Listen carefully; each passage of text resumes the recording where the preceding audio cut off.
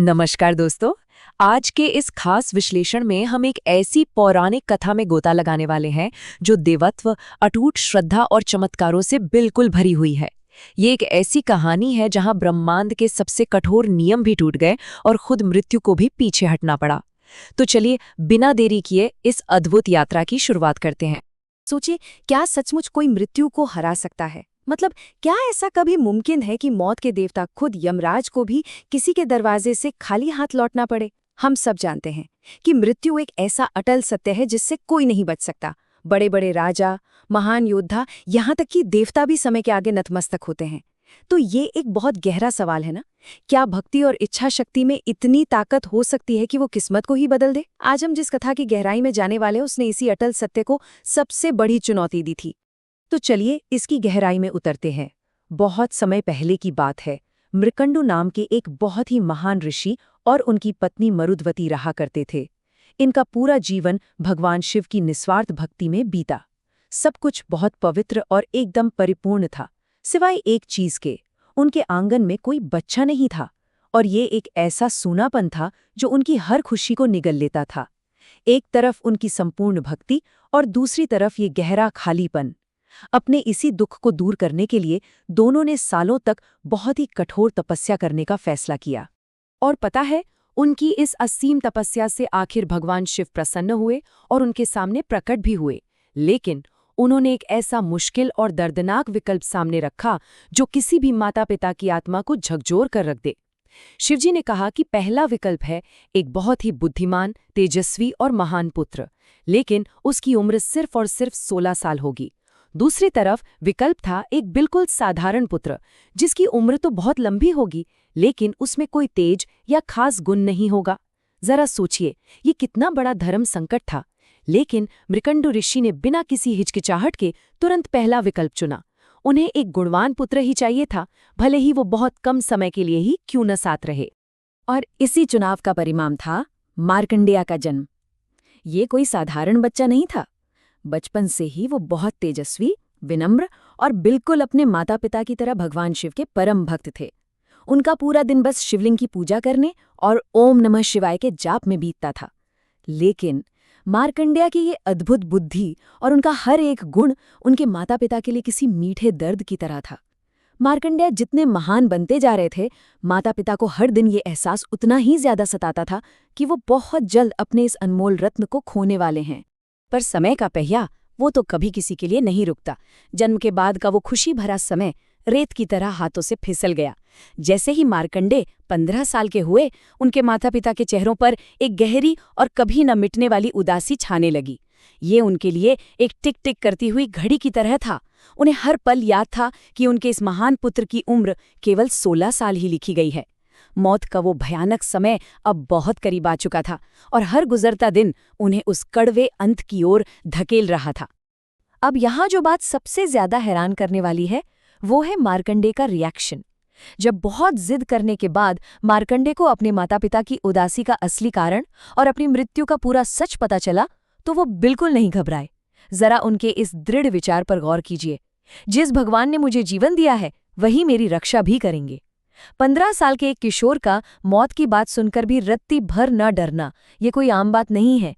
ये पूर्ण निर्भयता और अल्टीमेट मेंटल रेजिलियंस का बहुत बड़ा सबूत था। डरने के बजाय उन्होंने अपनी पूजा और भी तेज कर दी। और आखिरकार वो दिन आ ही गया। 16वां साल पूरा होने को था। यमलोक में मृत्यु के देवता यमराज को समय पूरा होने का अलार्म मिल गया। यमराज अपने विशाल भैंसे पर सवार होकर अपनी पूरी डरावनी उपस्थिति के साथ सीधे पृथ्वी पर उतर आए। पूरे माहौल में एक खौफनाक सन्नाटा छा गया। लेकिन वहीं दूसरी तरफ मार्कंडेय की शांति देखने लायक थी। मौत बिल्कुल सामने खड़ी थी, पर वो पूरी तरह से अडिग थे। वो गहरे ध्यान में एक शिवलिंग से मजबूती से लिपटे हुए थे, और उनके होठों पर बस एक ही नाम था, ओम नमः शिवाय। यमराज ने अपनी भारी आवाज में कहा कि तुम्हारी उम्र पूरी हो चुकी है, अब मेरे साथ चलो। लेकिन मार्कंडेय ने बहुत ही शांति से जवाब दिया कि वो भगवान शिव की शरण में है। तब यमराज ने बिना एक भी पल गंवाए अपना अचूक कालपाश यानी मृत्यु का फंदा फेंक दिया। और ठीक यहीं से ये कहानी एक ब्रह्मांडीय रूप ले लेती है। क्योंकि बालक मार्कंडेय शिवलिंग से पूरी ताकत से लिपटे हुए थे। वो पाश केवल उन पर ही नहीं बल्कि उस अत्यंत पवित्र शिवलिंग पर भी जा पड़ा। और जैसे ही ऐसा हुआ, एक भयंकर ऊर्जा पैदा हुई और पूरा का पूरा ब्रह्मांड एक झटके से कांप उठा। उसी पल उस पवित्र शिवलिंग से अचानक एक बहुत ही तेज, ऊर्जा से भरा और अंधा कर देने वाला दिव्य प्रकाश फूटा। उस प्रकाश की गर्मी और तेज इतना ज्यादा था कि अंतरिक्ष की दिशाएं भी जैसे भ्रमित हो गई। और उस प्रकाश के बिल्कुल बीच से स्वयं साक्षात भगवान शिव अपने भयंकर रौद्र रूप में प्रकट हुए। रौद्र रूप का मतलब समझते हैं? शुद्ध विनाश और क्रोध का स्वरूप। उनकी वो प्रचंड ऊर्जा, उनका वो खौफनाक रूप इतना भयानक था कि स्वर्ग के सारे देवता भी डर के मारे उस दृश्य को देखने लगे। सृष्टि की सबसे बड़ी शक्ति अब पूरी तरह से क्रोध में थी। कुछ पलों के लिए एकदम सन्नाटा छा गया और फिर भगवान शिव ने अत्यंत क्रोधित स्वर में पूरे ब्रह्मांड को गुंजा देने वाली गर्जना करते हुए कहा, यमराज, तुमने मेरे भक्त पर ही नहीं, मेरे शिवलिंग पर भी पाश डालने का साहस किया। यहाँ ये डायलॉग महज गुस्से का इजहार नहीं है, ये एक सर्वोच्च सत्ता का अपने भक्त के प्रति अथाह प्यार और रक्षा का सबसे बड़ा वचन है। ये साफ बताता है कि जब कोई अपना सब कुछ ईश्वर पर छोड़ देता है तो उसकी रक्षा के लिए ब्रह्मांड की कोई भी शक्ति बीच में आ सकती है। ये पल एक बहुत ही बड़े दार्शनिक टकराव का गवाह है। एक तरफ था यमराज का धर्म यानी उनकी ड्यूटी, और दूसरी तरफ थी मार्कंडेय की भक्ति। यमराज ने बहुत ही विनम्रता से अपना बचाव करते हुए कहा कि हे प्रभु, मैं तो केवल अपने कर्तव्य का पालन कर रहा था। लेकिन जब पूर्ण मृत्यु का नियम और पूर्ण भक्ति की शक्ति आपस में टकराते हैं तो शिव का हस्तक्षेप उस सवाल का जवाब दे देता है। बिना कोई पल गवाए भगवान शिव ने अपने त्रिशूल से यमराज पर जोरदार प्रहार किया और मृत्यु के देवता को वहीं परास्त कर दिया। उस दिन साक्षात मौत की भी हार हो गई थी। और ये बहुत ही शानदार तरीके से दर्शाता है एक बेहद गहरा दार्शनिक विचार। यमराज के हारते ही दुनिया में मृत्यु का काम और उसका चक्र पूरी तरह से रुक गया। आज संसार में कोई मर ही नहीं रहा था। सुनने में तो ये शायद अच्छा लगे, लेकिन बिना अंत के किसी नई शुरुआत की कल्पना कैसे की जा सकती है? मृत्यु इस ब्रह्मांड के चलने के लिए एक बहुत ही जरूरी गियर है। सृष्टि का बैलेंस बुरी तरह से बिगड़ने लगा। इस महासंकट को देखकर सभी देवताओं को तुरंत आगे आना पड़ा और उन्होंने शिवजी से प्रार्थना की कि वो ब्रह्मांड की इस प्राकृतिक व्यवस्था को फिर से बहाल करें। देवताओं की इस विनती को सुनकर भगवान शिव का क्रोध आखिरकार शांत हुआ।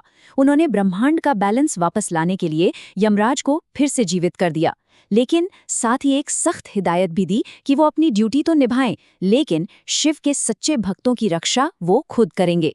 और बालक मार्कंडेय का क्या हुआ?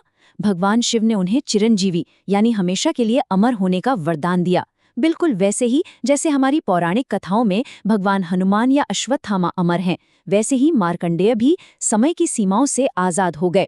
वो हमेशा युवा रहे और बाद में उन्होंने मार्कंडेय पुराण जैसे महान ग्रंथों की रचना भी की।